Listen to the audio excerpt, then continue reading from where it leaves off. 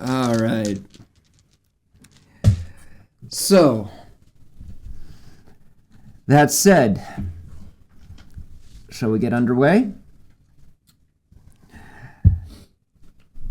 Do it. The party has ventured out into sea thanks to the Captain Roberts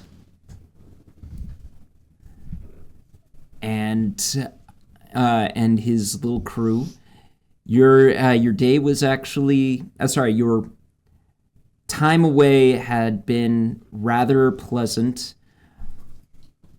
for the most part, save for one little dragon turtle that decided that you were on its turf and tried to sink the boat. With a little bit of determination and wizardly constitution, you manage to keep the dragon turtle from sinking the ship and make it further on to your journey thanks to the arcane propulsion system that is on the fabulous Furious Fey Lily.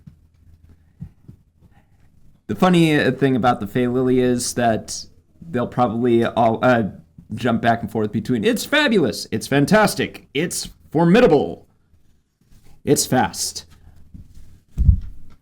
It was the Fierce Fey Lily. Fierce Fey Lily, excuse me. But it was still fantabulous. And fortuitous. And sometimes flirtatious. Well, the girl gets around quite a bit. In any case, you find yourselves reaching the shores of the first isles of the Mobius Archipelago. And you were given a few options to choose from. There were options to go north and to go through the straightaway, which could result in bigger creatures and possible direct threats. There was pulling the ship through a pair of aisles, which would mean also getting out and pulling the ship in some of the more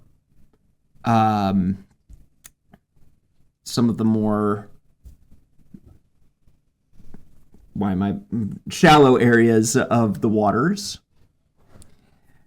Then there was also going south and around to the backside. However, they said that the waters there were rather treacherous. Given your choices, you guys chose to take the one that demanded that you go between two aisles. And as you prepare to get to journey forth, you each had some unique visions. Some of you had consultations with your deities or proxies of your deities.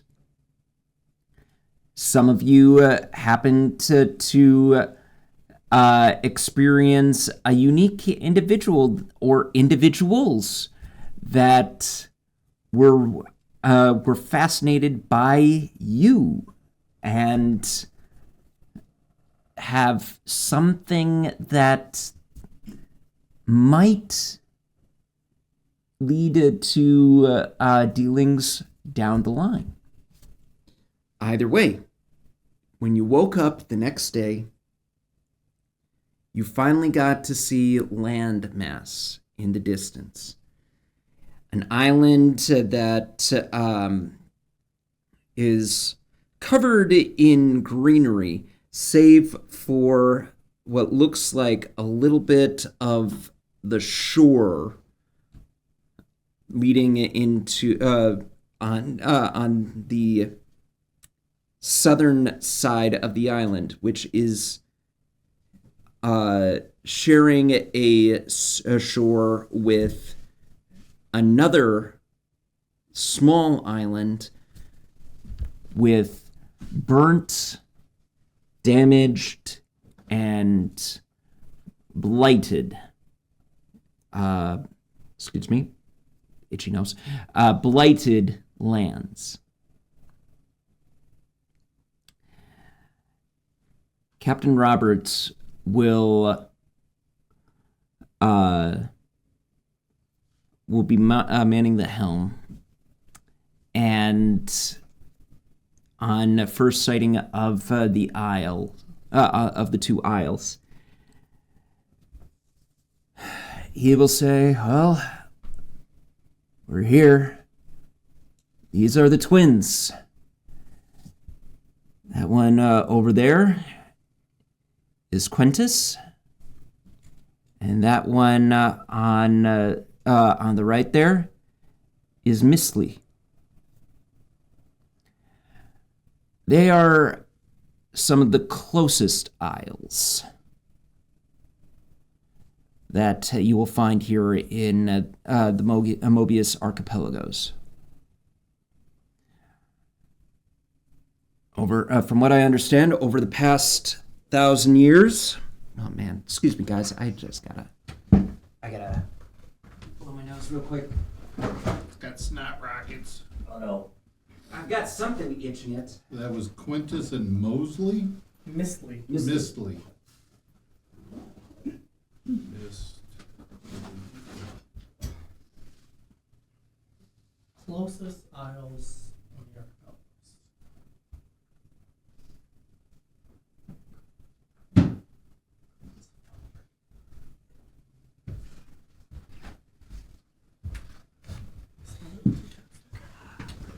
There we go.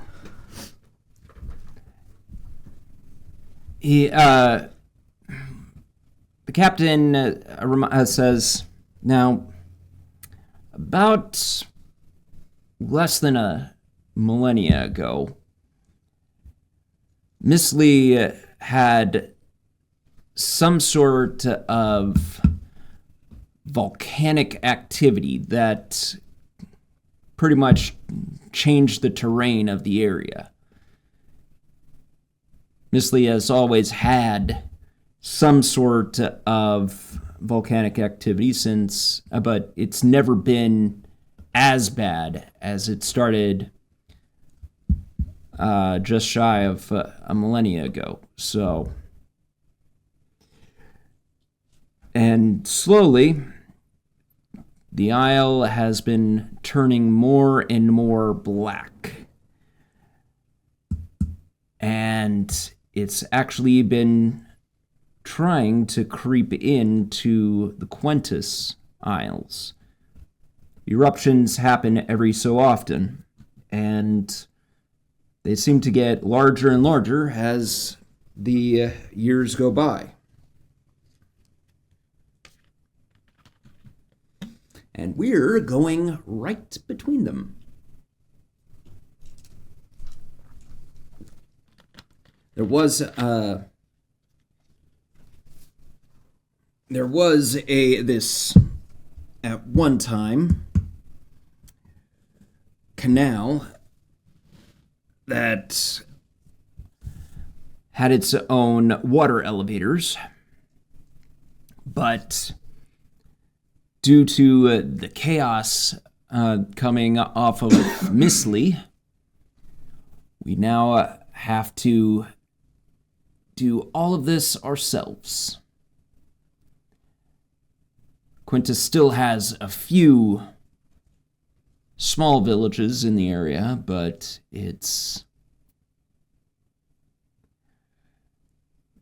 no one mans the water lifts anymore, and you pretty much have to do everything by hand these days.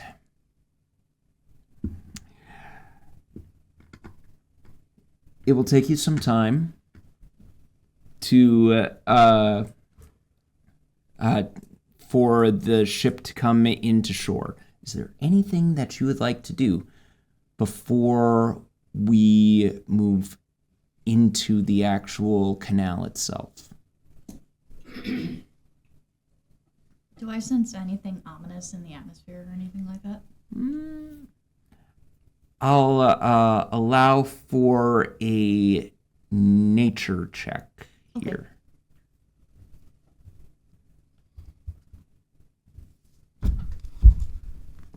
7. I mean, there's an active volcano just to the southeast of you, and it's been known to erupt. That's as much as you're going to be able to get. Okay. So just to be clear, we get into the canal, and then once we're in the canal, for the more shallow parts, Mm-hmm.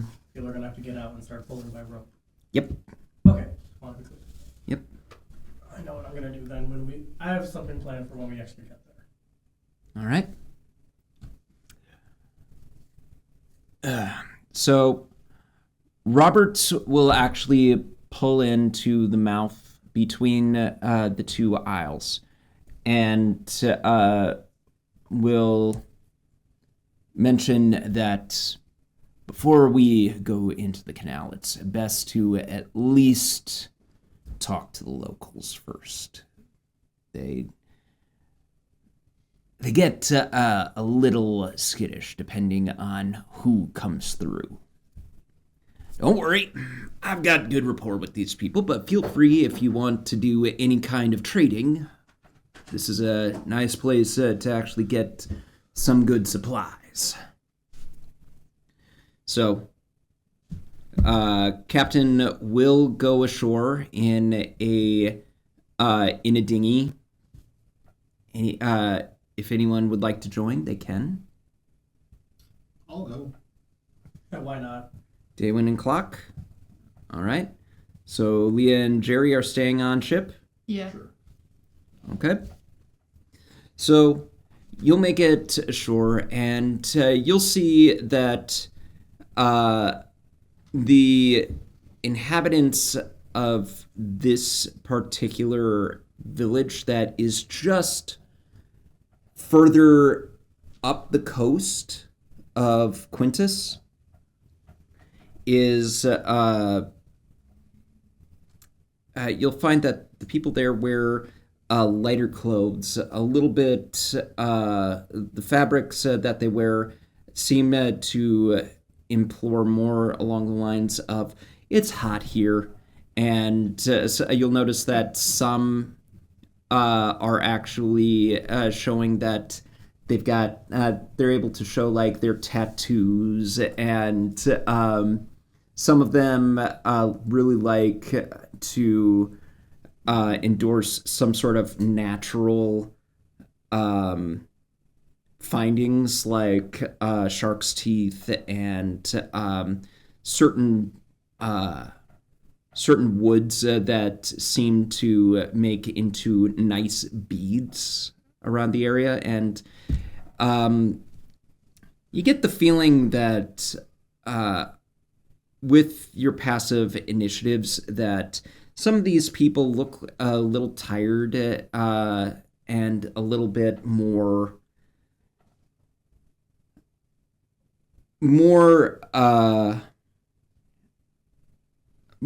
as if they've been exhausted over an extensive period of time.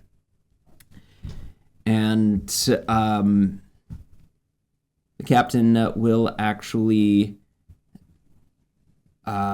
introduce you to the mayor, who seems to be more like a laid-back representative of the town. He does look just as tired as everybody else, in the village. But at the same time, he still tries to put on that smile that says, "Hey, I am here to make sure that you don't have to worry." Okay, and he's human, got a bit of a gut to him, but still thick arms and thick legs. No beard, but well tanned on the darker side complexion, and he actually shaves his head bald, and he'll just look at you and go, look at Captain Roberts and go, "Roberts, my friend, you have impeccable timing. I take it that you are here to trade?" And Roberts is just like, no, we're actually passing through. Just came to announce our presence and to have your blessing as we venture forth. And the mayor will actually say, It is no problem for a friend to pass on by. However, I would like to mention that the volcano has been active lately, and we've been seeing signs of fire creatures coming in from Misley and enjoying trying to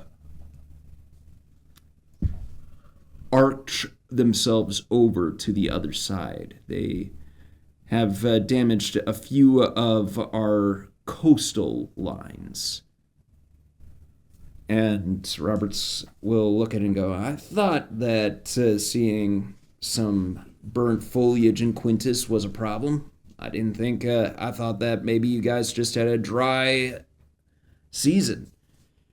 The mayor just says, it has been more than just a dry season. It feels like the volcano itself is actively choosing to rebel. We've even been feeling the shakes of tectonic movement coming from below. But so far, we've only had minor fire creatures popping up, and ones that seem to like to burn things more than anything else. So just be careful if you must. Roberts will acknowledge.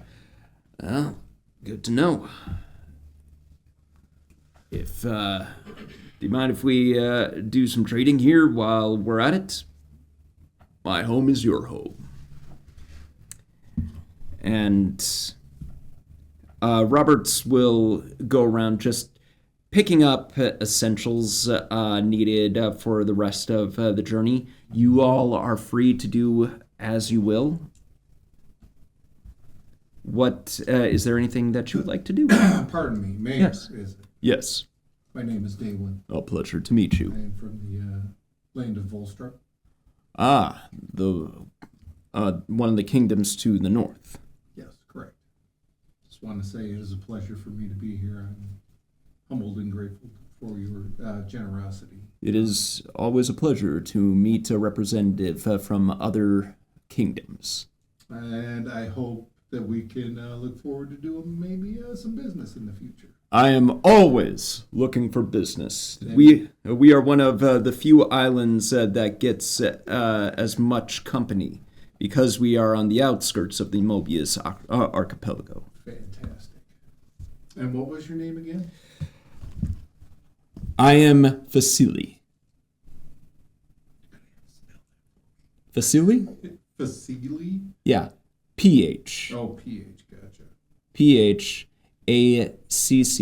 I-L-I, got it. facility. Thank you. Day one. Always a pleasure. And if you ever happen to find any of the other villages throughout the archipelagos, feel free to see if they would also like to do trading with our small little village.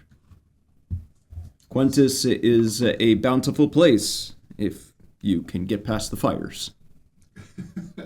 I totally understand. What's the name of your village? Oh, our village is actually just the name of the island itself. This is the village, Fantastic. Yeah. Quentis Village in the Isle of Quentis. We're the only village in this isle. Amazing. A pleasure. Always a pleasure to meet new hands. people. And Just gonna go pick up some supplies and enjoy your village. by all means, enjoy the edible flowers. Edible flowers. Yes, we have a collection of flora here that, when they bloom, they actually give off a nice flavor to them, as well as our melons. They are quite famous around here, very nutritious. I will be sure to do that. Thank you for the recommendation. It's always a pleasure to meet outsiders, at least outsiders that are willing to do business. Absolutely. Ditto. All right. Clock, is there anything you would like to do? Two things. Mhm. First, upon hearing about fire elementals, what does Clock know about fire elementals? Roll. Let's see here. Fire elementals. Let's say that you can make this a history check or a nature check. That's the same for either, so we're gonna go with history. Okay. That's a 10. 10. You know that there have been cases of elementals throughout your minor studies. Mm-hmm. You would note that an elemental is a broad term for creatures that represent a certain element. They are usually found in one of the 4 elemental planes. Some of them come from or hail from other areas, but they usually have some other creatures that embody one of the 4 primary elements of some shape or form. You being a construct, you would not be considered an elemental. Right. Because you are actually built of parts, whereas a elemental would be more formed from an element itself, and somehow either has conscious or some sort of feral nature to it. Kind of like the thing that Clock watched Jerry summon once. If air and elementals are visible. Yep. I'm thinking of the silent whatever. Those are invisible. But regular air elementals are visible. Well, they can be, or they They can choose to be. They can choose to be. it's For the sake of argument, can we say Jerry chose that his elemental will be visible? Yeah. All right. so. For the sake of argument. And you would also note that usually when it comes to elementals, Mm-hmm. they tend to have personalities that fit their nature. Right. Like, for instance, an earth elemental may be slow moving and slow of thought, but tends to be resilient and stoic, maybe even one-tracked. A water elemental may actually have some trouble keeping keeping form on one single thought, and an air elemental might have flights of fancy, but this is also varying from person to person. You would note that that genies also fall under the category of elemental. That's what you get off of your generic 10. Thank you for your time. No problem. Next thing, see if I can find anyone who's willing to trade for a bucket. Oh, easily. You can find someone who's willing to trade for a bucket. They'll just say, make me an offer. They will take coin, but if you want to trade for with something of your possession, they are willing to work with you. Because you said there's like people walking around with like shark bone or shark teeth and stuff. Shark teeth, as well as driftwood art. I present to him Okay. the worm tooth from forever ago when we first went down Okay. into. Remember when we fought the giant worm? Yes, I do Yes. remember that. And because I collected like 3 of those teeth because I made it so. Dagger out of one of them, Yeah, and I present him one of the worm teeth. and they'll go. The person that you give this to, they will just be like, "What kind of creature made this?" And they'll actually test it. Like they'll tap it against a wooden table and just be like, "Shoot, it's real!" And I just write on a piece like one of the notes that Jared gave me. Dragon snake thing. a dragon snake thing? Wow. They called it a worm with a Y. Wow. You know, sure, I'd be willing to trade a bucket for this. Would you like 2? And they'll give you 2 buckets. Got bucket. And then I go like, I try to emphasize like How big it was. And they'll be like, "Yeah, I can tell this thing must have been big to have a tooth this big. Wow." So, yeah, whatever, sign language. Thank you. they'll give me an insight check. Oh wow, that was actually good. Insight, 14. 14. You get the feeling that they got a really good deal out of this. They 2 buckets for an unusual tooth that. Oh no, I'm fully. Yeah. Clock is fully aware, and I am fully aware. I just made this guy's weak. Yeah. Because he's gonna go around like, yeah, some giant metal man gave me this huge freaking tooth. Test it out, man. His friend's gonna be like, damn, that's a real tooth, ain't it? Yeah. You get the sense that this guy's an artisan that is basically like, now what can I make out of this? Oh, cool. Does he have like necklaces and cool jewelry? Oh, he's got all sorts of sculptures, usually wooden ones. In the background, there are a few made out of animal bones. And he's just like, yeah, I can definitely make something out of this. Oh, I just made that guy's weak. Yes, you did. And I'm very happy about that. And I go to find Damon, and he waddled away. Damon, anything else that you would like to do? I'll just, I'll be looking for some of those edible flowers and melons. And basically, I'm just going to refresh my rations and that kind of stuff. Just freshen up the old backpack. Sure. So when you when they ask you, oh, you're looking to buy some of our foliage, wonderful. So, and they'll actually start pointing out some of them. Some of the more colorful ones have a bit of a fruity flavor to them. Nice. Some they say now.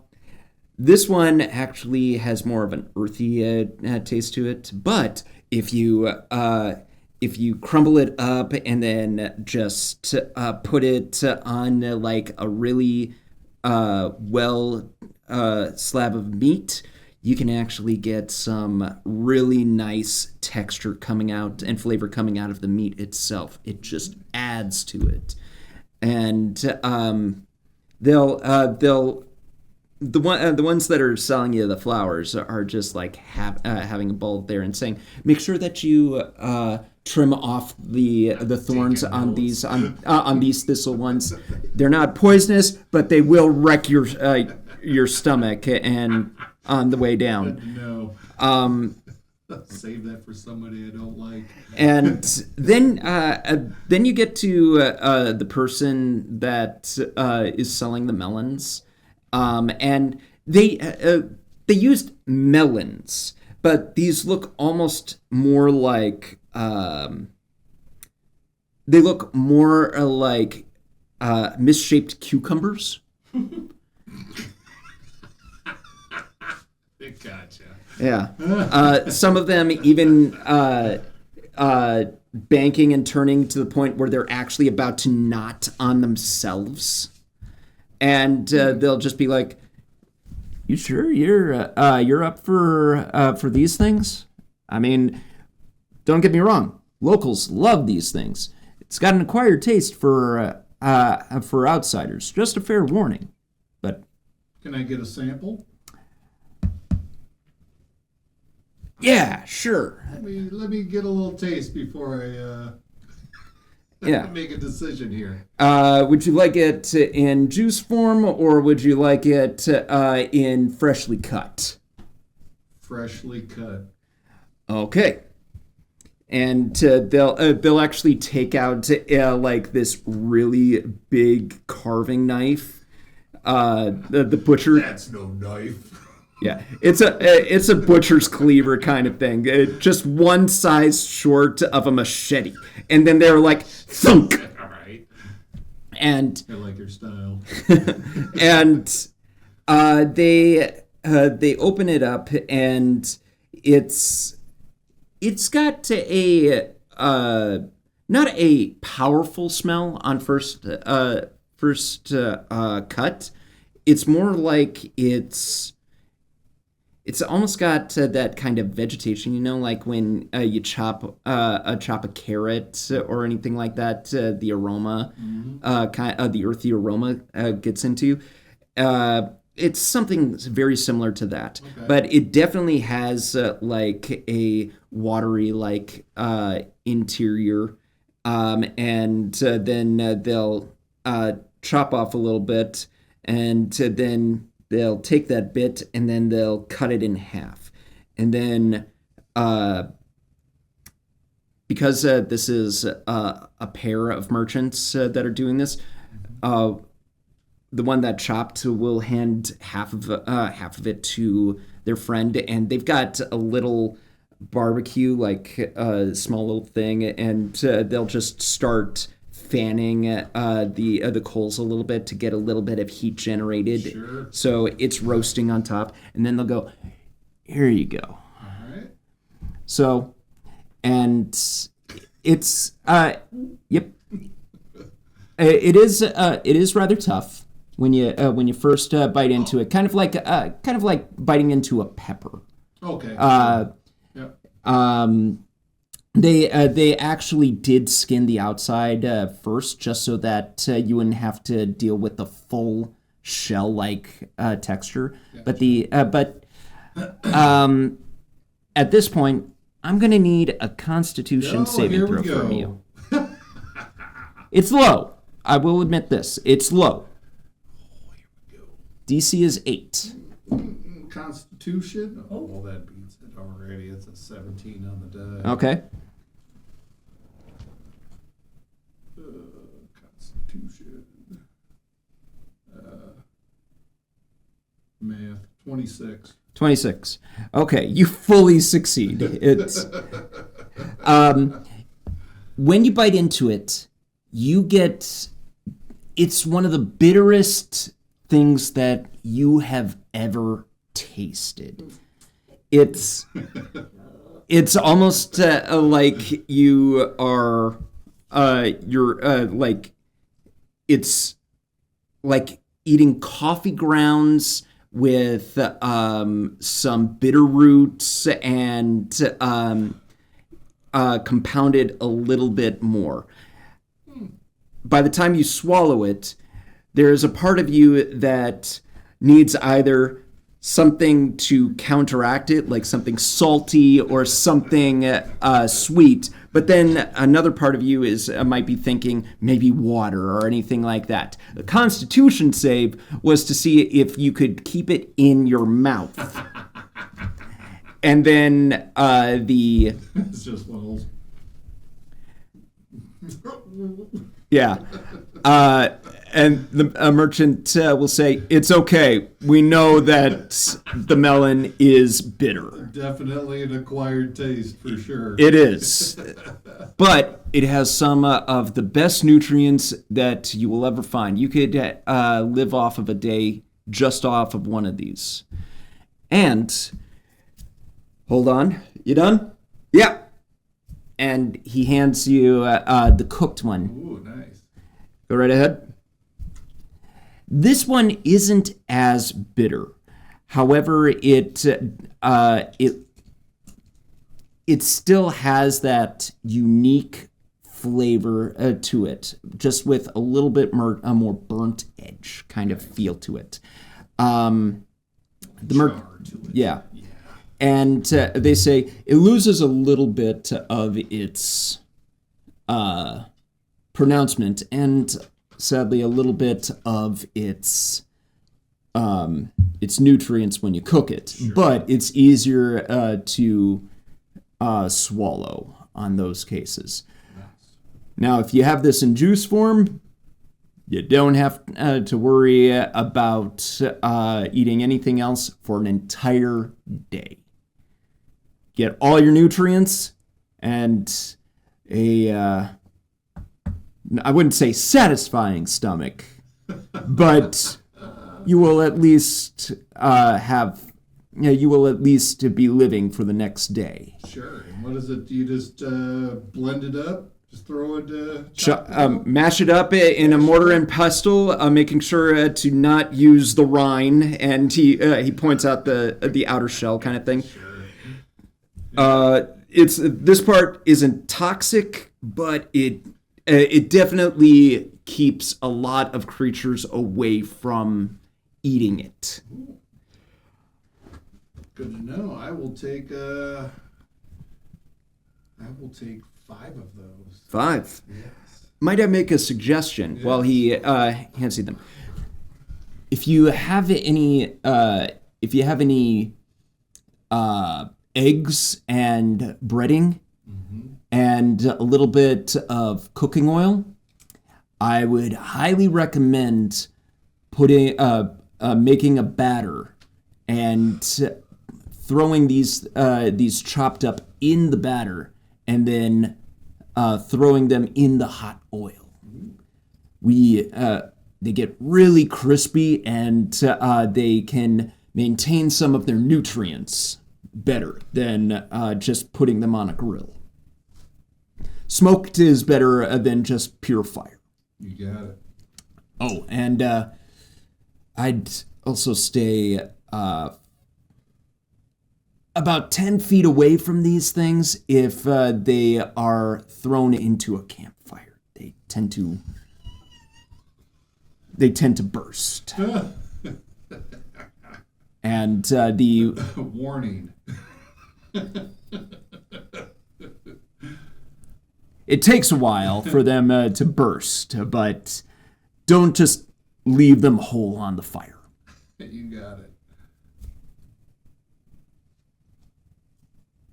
So you have your assortment of herbal seasoning flowers as well as Nice. flavorful flowers and a few of the melons. We'll say that will probably run you about $1. You got it. No problem.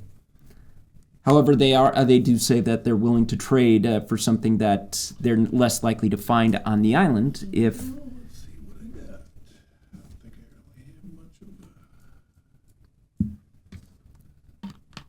a... Let's look through the old equipment.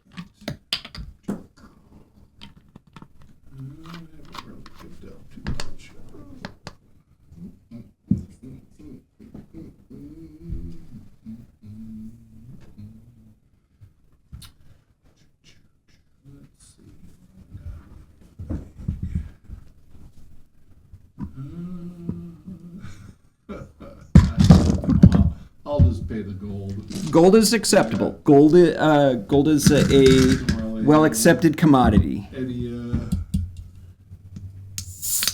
scavenged parts from animals or anything. Damon's out here flashing his royalty. Clock's joining the culture. You Trading bones with the locals. around this time, Clock, you'll actually see Daywin just like getting a whole bunch of fucking flowers in a grocery sack of basket. He's got like Chef Daywin. Just said, what the hell are those?